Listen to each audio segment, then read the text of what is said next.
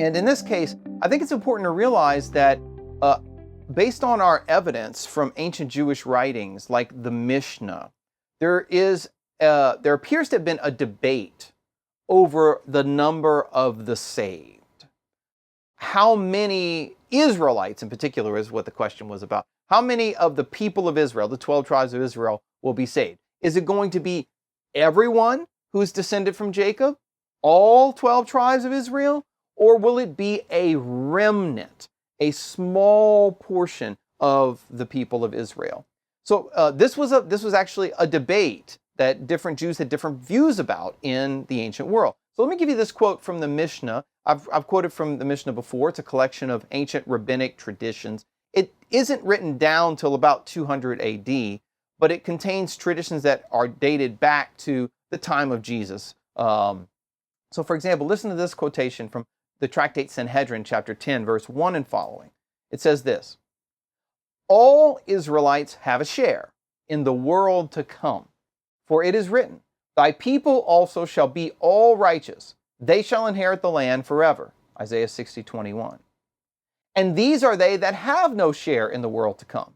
And then the Mishnah goes on to list a number of different groups. The generation of the flood have no share in the world to come.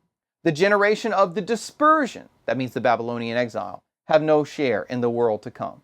The men of Sodom have no share in the world to come.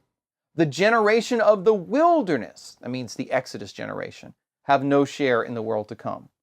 The 10 tribes shall not return again. So Rabbi Akiva, who was actually a first century rabbi, a little bit ahead of Jesus, so Jesus' elder contemporary, so to speak. But Rabbi Eliezer says, like as the day grows dark and then grows light, so also after darkness is fallen upon the 10 tribes, shall light hereafter shine upon them. All right, chapter 10, verses 1 through 3. That translation there of the Mishnah is from Herbert Danby. So notice what it's saying. On the one hand, some rabbis are saying all Israelites have a share in the world to come. So if you're part of the covenant people of God, you're in. You're going to enter into the world to come, the Ha'olam Haba. And what the world to come was in ancient Jewish eschatology was the new creation. It was the expectation that when God sent the age of salvation, he would take this fallen world of sin and suffering and death, and he would make it new. He would renew it. It would be a new world or a new age. And so you'll sometimes see, in fact, you'll frequently see in Jewish writings, the future age described as the world to come. So what they're debating here is, will all Israelites be saved, in other words, enter into the world to come, or will some not be saved? And then he goes on to give a parable or an analogy to try to exemplify this. And it's the parable of the householder and then of the banquet of the kingdom. So they're two kind of related parables. They blend into one another with similar imagery, but let's just walk through them together. So the first one he gives is the image of a householder. So he says, when the householder has risen up and shut the door, you're going to stand outside and you're going to knock and say, Lord, open to us. And he's going to say, I don't know where you come from. And then the people respond and say, well, wait, what do you mean you don't know us? We ate and drank in your presence. You taught in our streets. And so he repeats it again. I tell you, I don't know where you come from. Depart from me, you workers of iniquity. All right, so what's going on here? Well, the image Jesus is using here is that salvation, the kingdom of God, is like a feast that's taking place, a banquet in somebody's house. And you're trying to get into the banquet, but the householder, meaning the owner of the house, the host of the banquet, when he opens the door to you, he says two things. I don't know where you come from, first of all. And then second, depart from me, you workers of iniquity.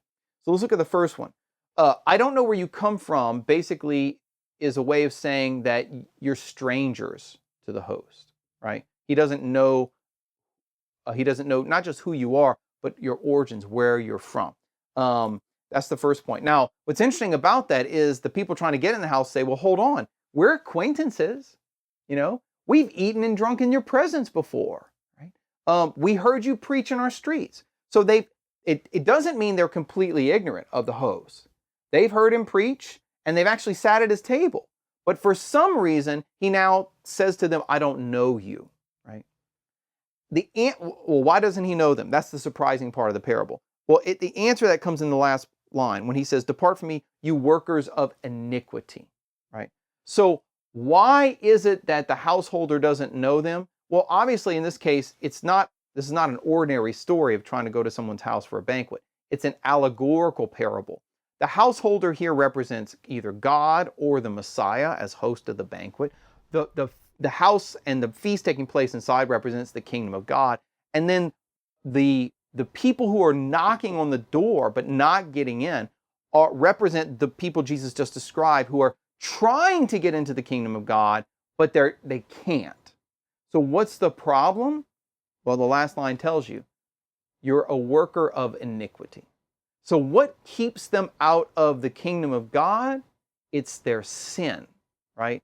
It's that they are doers of evil, which again, think about this. This parallels exactly what we just saw in that ancient Jewish tradition from the Mishnah.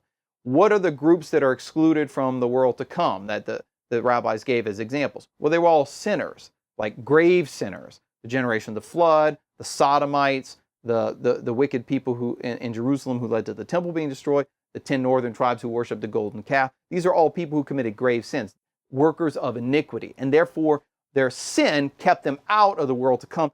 Same thing's true here with Jesus. It's their iniquity, their worker of doing of evil, that keeps them out of the banquet of the kingdom of God.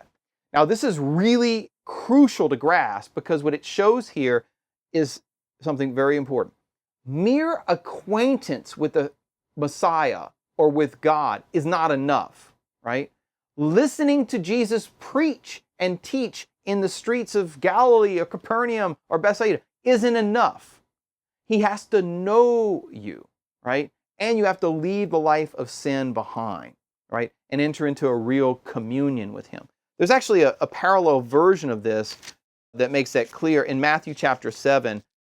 Another sobering saying of Jesus, but a little more famous than the Lucan version, is Matthew 7:21, where Jesus says, "Not everyone who says to me, 'Lord, Lord,' shall enter the kingdom of heaven, but only he who does the will of my Father who is in heaven. On that day many will say to me, 'Lord, Lord, did we not prophesy in your name, and cast out demons in your name, and do many mighty works in your name?' And then I will declare to them, 'I never knew you. Depart from me, you evil doers.'" So notice the two elements there. When a person doesn't follow the will of the Lord and doesn't obey the teachings of Jesus, it breaks communion with him. And so what he says is, "I never knew you." That's the real criterion for getting into the banquet of the kingdom of God, to have a relationship with Jesus Christ, right? For him to know you. That's why he uses the image of a householder. You're not just going to welcome anybody into your banquet in the middle of the night, but if you know that person, you're going to say, "Come on inside." And so what Jesus is saying here is, you thought you knew me because you'd heard me preach, and we might have even shared a table together, but because you were a worker of iniquity, I don't know where you come from. Right? I don't really know you, and therefore you can't enter into the glory of the kingdom.